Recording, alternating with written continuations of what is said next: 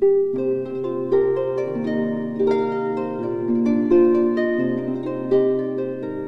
j'ai écrit de la poésie, parce que la poésie, c'est l'art des paresseux, on dit des gens de lettres. C'est l'art de l'immédiateté, un peu comme l'aquarelle, que je pratique un peu aussi.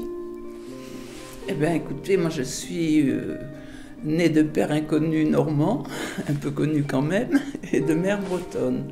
Je me suis mariée avec un Auvergnat et je n'ai plus quitté l'Auvergne depuis 50, presque 60 ans. J'ai rencontré une personne encore plus intéressante que moi et j'ai eu envie de parler d'elle. Et il se trouve qu'elle parlait tellement bien que j'ai eu très peu de mérite parce qu'elle m'a raconté des épisodes de sa vie pittoresques, invraisemblables, très curieux. Et je me suis dit, il ne faut pas laisser partir ça. Et un jour, j'ai rencontré Anne qui m'a dit « J'aimerais faire le récit de votre vie ». Alors moi, dès l'instant où on parle de moi, je dis oui. Et je me disais, elle ne trouvera personne, ce ne sera pas intéressant, elle ne trouvera personne pour l'éditer. Alors je peux toujours dire oui. Donc elle m'a invité chez elle, elle m'a offert un très bon repas, avec des choses à boire en même temps, et je l'ai laissé parler. Il y avait ses chats aussi, il y avait des animaux, il y avait des plantes, il y avait tout un tas de choses qui me parlaient, il y avait son art.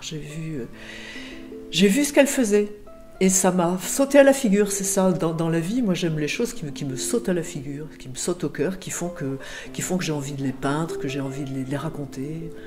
Et j'ai été prise au piège. Alors maintenant, je suis un petit peu gênée d'avoir livré des choses personnelles, mais maintenant, à mon âge, on peut tout dire.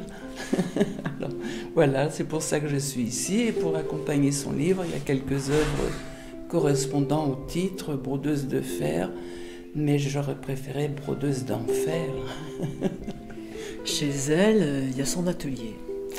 Alors il y a ses œuvres qu'elle a rapportées après des expositions, il y a des œuvres qu'elle a terminées, et il y en a d'autres qui sont en devenir. Il y a tout un tas de personnages, tout un tas de matières, parce que elle donne une vie à la matière, elle donne de la noblesse à des matières qui paraissent vraiment très très rustiques ou très très déshéritées, comme des vieilles marmites bouffées par la rouille. Donc chez elle, il y a tout ça.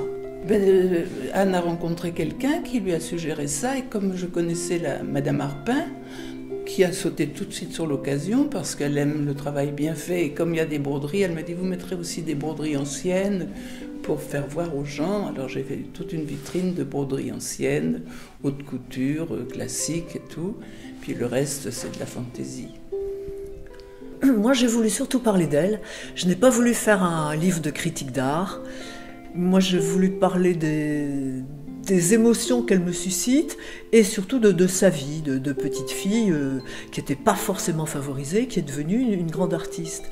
Donc pour en parler, pour illustrer, la meilleure illustration c'était des reproductions. Je n'allais pas me peindre ses œuvres, on n'allait pas insérer de la tôle, du bois dans mon livre, mais j'ai trouvé un photographe qui avait l'œil qu'il fallait, la lumière qu'il fallait, la sensibilité qu'il fallait pour en rendre compte.